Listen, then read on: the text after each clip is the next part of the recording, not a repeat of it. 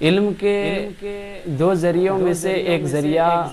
شخصیتیں ہیں اور دوسرا ذریعہ کتابیں ہیں۔ الحمدللہ مکمل 450 صفحوں پر کتاب مشتمل ہے اور بہت ہی جامع کتاب ہے، اور کتاب آ کر ابواب فقہیہ پر جمع کی گئی ہے۔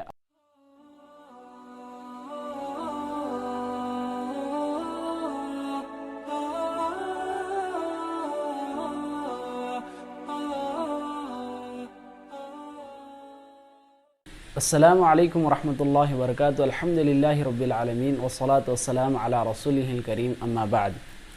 فاعوذ باللہ من الشیطان الرجیم، بسم اللہ الرحمن الرحیم، فاسألوا اہل الذکر ان کنتم لا تعلمون۔ محترم سامعین اکرام، اللہ تبارک و تعالیٰ کا شکر و احسان ہے کہ اللہ تبارک و تعالیٰ نے علم کے دو ذریعے نصیب فرمائے ہیں۔ علم کے دو ذریعوں میں سے ایک ذریعہ شخصیتیں ہیں اور دوسرا ذریعہ کتابیں ہیں۔ ہم لوگوں کے ساتھ علم حاصل کرتے ہیں، جس طرح اللہ تبارک و تعالیٰ نے رسول اللہ صلی اللہ علیہ وسلم کو جبرائیل علیہ السلام سے علم عطا کیا،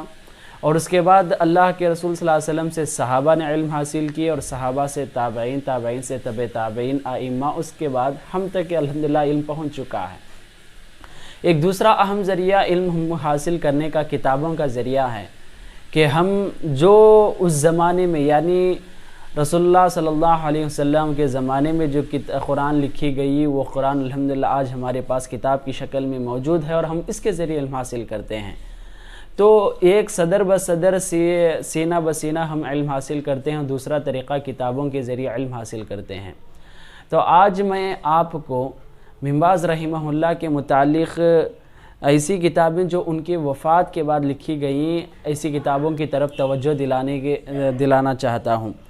محترم سامعین اکرام، ایسے مشہور شخصیتوں کے متعلق ہم جانتے ہیں کہ ایسے مشہور شخصیتیں جو کہ امام ابو حنیفہ رحمہ اللہ ہیں، اور جو اپنی زندگی میں، اپنی حیات میں انہوں نے کوئی کتاب نہیں لکھی، مگر ان کے وفات کے بعد کئی کتابیں، مراجع اور مصادر جیسی کتابیں لکھی گئیں، جمع کی گئیں۔ اسی طرح امام احمد بن حنبل رحمہ اللہ بھی کوئی کتاب نہیں لکھے اپنی زندگی میں، ان کے وفات کے بعد ان کے فتاوی اور ان کے مقالات اور ان کے جو بھی اقوال ہیں ان کو جمع کر کے ایک مجموعہ جمع کیا گیا۔ اسی طرح ابن تیمیہ رحمہ اللہ کی بھی مثال ہمارے سامنے واضح ہے کہ ابن تیمیہ رحمہ اللہ کے اپنے حیات میں کتابیں الگ ہیں، مگر ان کے وفات کے بعد کئی کتابیں لکھی گئیں جو کہ مشہور اور معروف کتابیں ہیں۔ اس طرح کئی ایسے ہمارے سامنے مثالیں موجود ہیں جو اپنی زندگی میں ان لوگوں نے تو کتابیں نہیں لکھی، ان کی زندگی کے بعد ان کے جو بھی اقوال ہیں، جو بھی ان کے فتاوے تھے اور جو بھی ان کے تفسیرات تھے، تمام چیزوں کو جمع کر کے ایک مرجع اور مصدر کتابیں بنائی اور جمائی گئی ہیں۔ تو محترم سامعین اکرام، میں بھی آپ کے سامنے چند ایسے ہی کتابوں کو دکھانا چاہتا ہوں جو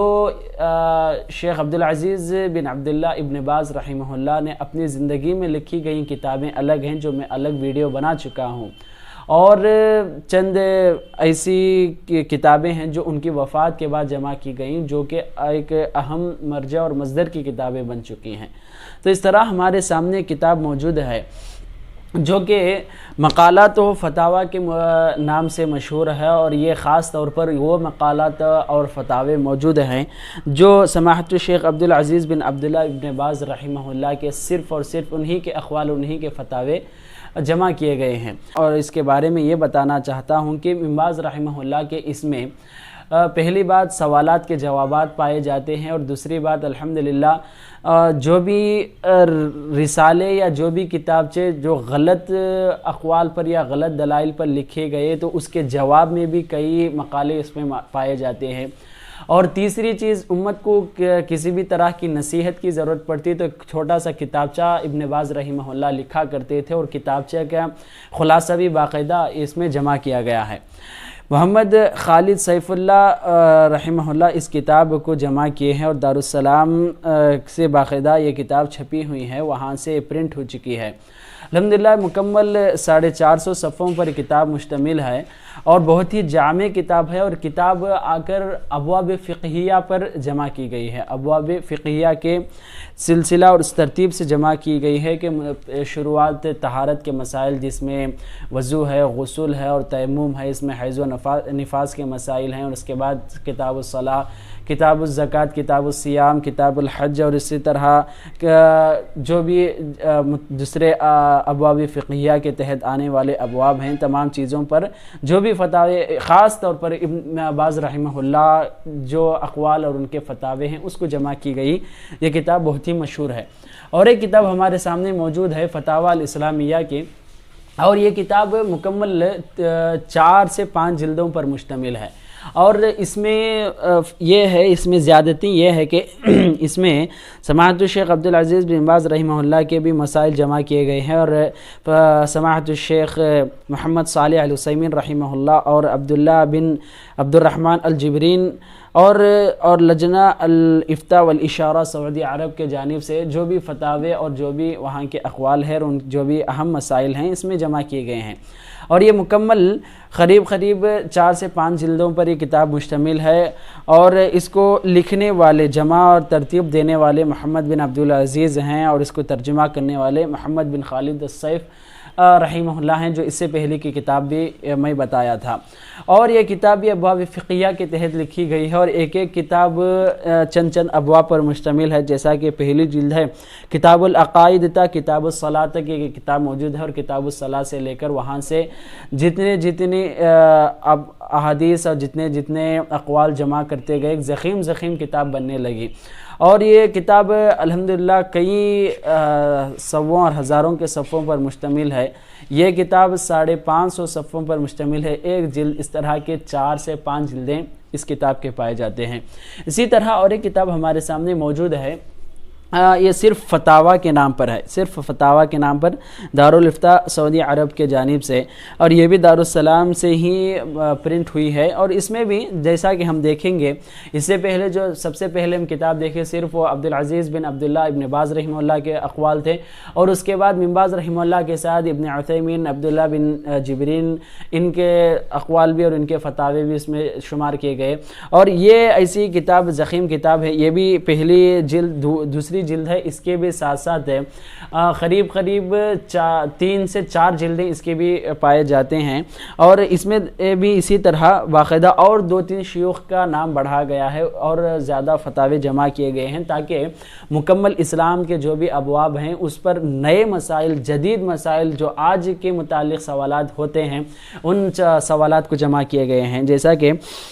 دارالافتاء سعودی عرب کے طرف سے جمع کی گئی کتاب ہے عبدالعزیز بن عبداللہ رحمہ اللہ، اور اس کے بعد آ کر عبدالرزاق العفیفی ہیں، اور عبداللہ بن عبد الرحمن الغدیان ہیں، اور اس کے ساتھ عبداللہ بن قعود ہیں، اور عبداللہ بن سلیمان المنیع ہے۔ اس طرح انہوں نے حفظہ اللہ، اور الحمدللہ بعض ایسے شیوخ اس میں پائے جاتے ہیں جو ابھی بھی الحمدللہ موجود ہیں، اللہ تبارک تعالیٰ ان کی زندگی میں برکت نصیب فرمائے۔ اس طرح بتانا یہی مقصود ہے کہ ہم کو جب علم حاصل کرنے کی ضرورت پڑتی ہے تو ڈائریکٹ ہم شخصیات سے، لوگوں سے، علماء سے رجوع کر سکتے ہیں، ورنہ ان کے کئی کتابیں ایسی پائی جاتی ہیں جو الحمدللہ ہم کتابوں کے ذریعے علم حاصل کر سکتے ہیں۔ تو الحمدللہ میں اس کے بعد کے ویڈیوز میں بھی بن باز رحمہ اللہ کے فتاوے جو کہ جدید اہم مسائل پر بتائے گئے ہیں، ان مسائل کو آپ کے سامنے لانے کی کوشش کروں گا۔ اللہ سے دعا ہے کہ اللہ تبارک تعالیٰ ہم سب کو علم میں گہرائی اور علم میں پختگی اور صحیح معنوں میں اور صحیح طریقے سے علم حاصل کرنے کی توفیق عطا فرمائے، آمین۔ والسلام علیکم ورحمۃ اللہ وبرکاتہ۔